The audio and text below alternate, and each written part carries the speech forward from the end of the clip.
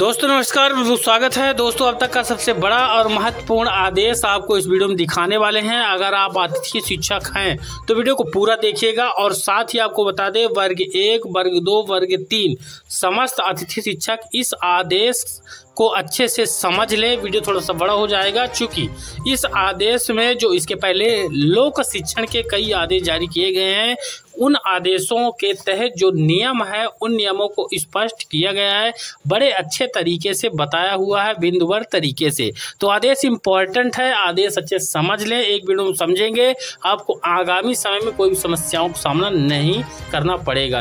अतिथि शिक्षकों की जो समस्याएं रहती हैं नियुक्तियों को लेकर, वह तमाम समस्याएं दूर हो जाएंगी।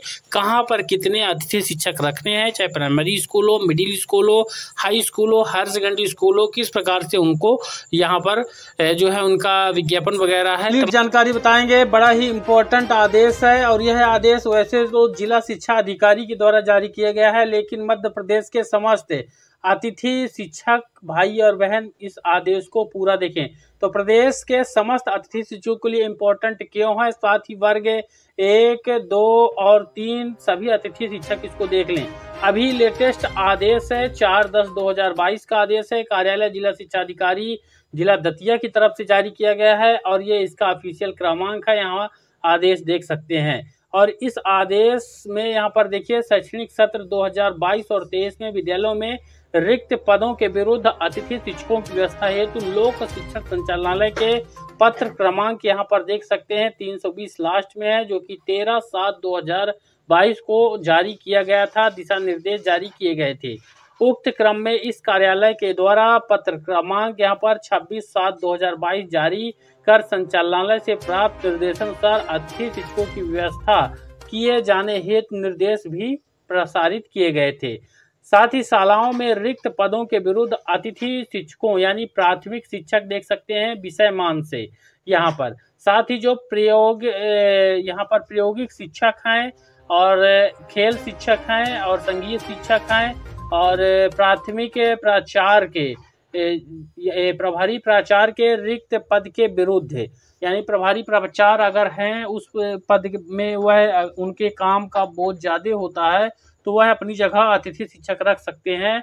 तो उनकी व्यवस्था के संबंध में संचालनालय स्तर से पत्र क्रमांक 22/7/2022 यहाँ पर जारी किया गया था और साथ ही इसमें एक और आदेश जारी किया गया था 12/8 यहाँ पर देख सकते हैं 12/8/2022 को पत्र में निर्देश जारी किए गए थे। साथ ही संचालनालय स्तर से जारी उक्त समस्त पत्र अवलोकन हेतु एजुकेशन पोर्टल तथा GFMS पोर्टल पर वो अपलोड किए गए हैं। इस संबंध में जिले के समस्त विकासखंड शिक्षा अधिकारियों एवं संकुल प्राचार्यों साथ ही संस्था प्रधानों को विभिन्न बैठकों के दौरान निर्देशों के अनुरूप ही कार्यवाही संपादित किए जाने के निर्देश प्रदान किए गए हैं। अब यहाँ पर देखिए, संचालनालय से प्राप्त निर्देश के अनुसार अतिथि शिक्षकों की व्यवस्था में विशेष रूप से निम्नलिखित बिंदुओं पर ध्यान दिया जावे। तो कुछ इंपॉर्टेंट बिंदु हैं जो है वर्ग 1, 2, 3 सभी अतिथि शिक्षकों के लिए। देखिए, पहला है यहाँ पर कि संकुल स्तर के लॉग इन अनुसार अतिथि शिक्षक व्यवस्था हेतु ऑनलाइन दर्शित जो रिक्तियां हैं संस्थावार आवश्यक रूप से संकुल केंद्र पर अवलोकन हेतु चस्पा की जाए, यानी संकुल पर चस्पा करना है लिस्ट तमाम उन अतिथि उन स्कूलों के में जहां पर पद रिक्त हैं उस संकुल के अंतर्गत है। फिर दूसरा बिंदु है कि संचालनालय के पत्र क्रमांक 13/7/2022 की कंडिका 2.1 के अनुसार उच्च न्यायालय द्वारा दिनांक 11/10/2022 को दिए गए निर्णय के अनुसार रिक्त पद पर विद्यालय में उपलब्ध पैनल से गत वर्ष कार्यरत है। इस वाले बिंदु को ज्यादा फोकस करेंगे। यहाँ पर देखिए, गत वर्ष यानी सीधी तौर पर 2022 अभी है 22-23 और इसके पहले 2000 यहाँ पर आपका 21 और 22 ये गत वर्ष कहलाएगा। ठीक, उसके पहले का कोई मतलब नहीं है। गत वर्ष का मतलब है गत वर्ष जो है यहाँ पर कार्यरत अतिथि शिक्षक को प्राथमिकता के आधार पर रखा जाए। अब संबंधित की असहमति अगर होती है, नहीं करना चाहते हैं काम की स्थिति में लिखित में असहमति प्राप्त कर पैनल से अगले क्रम के अभ्यर्थी को आमंत्रित किया जाए। जिन विद्यालयों में पैनल नहीं है उसमें निम्नानुसार अतिथि शिक्षकों से आवेदन आमंत्रित किए जाएं। देखिए, जहां पर पैनल नहीं है यानी पैनल उसको बोलेंगे यहाँ पर जिन्होंने जैसे काम कर रहे हैं गत वर्ष वो हो गए, या तो फिर उस दौरान उनके जो आवेदन आए थे, ठीक है ना। फिर यहाँ पर देखिए इसमें बताया हुआ है कि जिन आवेदकों की जीएफएमएस पोर्टल पर पंजीकृत जानकारी सत्यापित है, अर्थात जिनके स्कोर कार्ड हैं, उसके आधार पर ही अतिथि शिक्षक आमंत्रित करना है। किसी भी स्थिति में ऑफलाइन अतिथि शिक्षक आमंत्रित नहीं करना है, स्पष्ट रूप से निर्देश यहाँ पर दिए जा रहे हैं। इसी के साथ यहाँ पर देखिए जो ईपीईएस शालाएं हैं, ईपीईएस शालाओं में अतिथि शिक्षक की रिक्तियों के आकलन हेतु संचालनालय के आदेश क्रमांक यहाँ पर देख सकते हैं 4/1/2022 को जारी किया गया था। 4 जनवरी 2022 को जारी किए गए आदेश में उल्लेखित नियमों का कड़ाई से पालन किया जाएगा। इसके अनुसार कक्षा 6 से 10वीं तक संचालित एकीकृत शालाओं में विषय मान से कुल 6 शिक्षकों की ही आवश्यकता होगी, जहां पर 6 से 10वीं तक जो हाई स्कूल बोलेंगे, हाई स्कूल या और मिडिल स्कूल हैं एक साथ एकीकृत शाला के अंतर्गत, तो वहां पर 6 शिक्षक होने चाहिए। इसी प्रकार हाई स्कूल और हायर सेकेंडरी शालाओं में व्याख्याता उच्चतर माध्यमिक शिक्षक द्वारा उनके स्नातक के विषय के आधार पर 6 से 10 तक की कक्षाओं का अध्यापन कार्य कराया जाएगा। समस्त उच्चतर माध्यमिक शिक्षक व्याख्याताओं द्वारा एक दिवस में यहाँ पर देखिए स्पष्ट किया गया है 6 पीरियड का अध्यापन कार्य कराया जाएगा। यानी नियमित शिक्षक अगर हैं तो 6 होने चाहिए, अगर 6 से कम है गेस्ट रखना है, 6 शिक्षक वहाँ पर अगर हैं तो 6 पीरियड जो है यहाँ पर अध्यापन कराएंगे।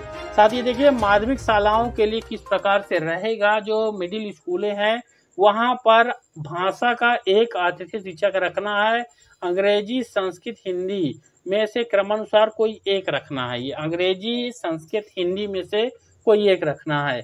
फिर दूसरा यहाँ पर मिडिल के लिए यहाँ पर देखिए मिडिल में बताया हुआ है कि गणित और विज्ञान में से कोई एक हो, ठीक। फिर तीसरा है सामाजिक विज्ञान, यानी यहाँ पर देखिए भाषा में एक और गणित विज्ञान 2 में से कोई एक और सामाजिक विज्ञान, यानी प्राथमिकता का क्रम यहाँ पर नहीं दिया हुआ। गणित या विज्ञान अगर आवेदन आते हैं दोनों का, जिनका मेरिट ज्यादा बनेगा उसको यहाँ पर रखना है।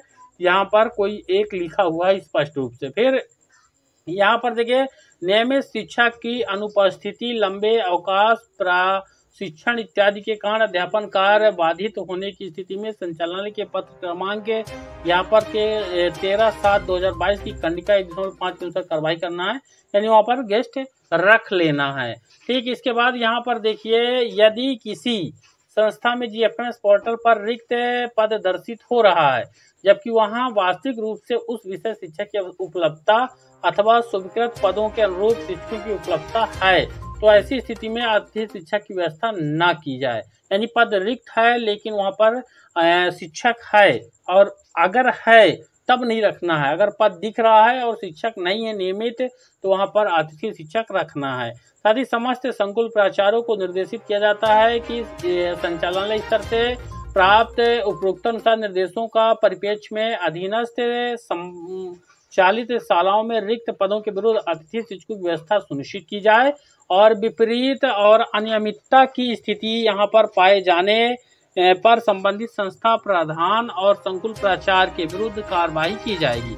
अतः निर्देशों का कड़ाई से पालन सुनिश्चित कराया जाए। जिला शिक्षा अधिकारी दतिया की तरफ से 4/10/2022 का स्पेशल आदेश है, और यह आदेश को देखिए फॉरवर्ड भी किया गया है, मैं दिखा देता हूँ प्रतिलिपि में। आयुक्त लोक शिक्षण भोपाल, कलेक्टर दतिया, संयुक्त संचालक लोक शिक्षण संभाग ग्वालियर और जिला परियोजना समन्वयक जिला दतिया विकास खंड शिक्षा अधिकारी के द्वारा इस आदेश को यहाँ पर देखिए अपने विकास खंड के अंतर्गत समस्त संकुल प्राचार्य, संस्था प्रधान, अतिथि शिक्षकों के मानदेय भुगतान संबंधित प्रचारों को इस आशय प्रमाणीकरण भी देना है कि अतिथि शिक्षकों की व्यवस्था नियमों के अनुरूप ही की गई है।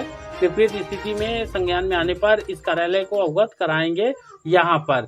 जिला शिक्षा अधिकारी के ऑफिशियल सिग्नेचर यहाँ पर आप देख सकते हैं। मुझे उम्मीद है यह वीडियो आपके लिए बेहद इंपॉर्टेंट होगा।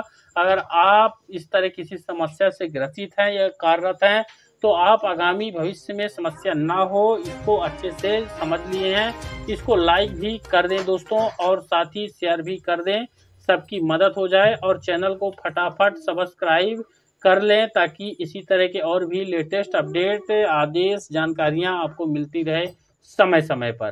धन्यवाद।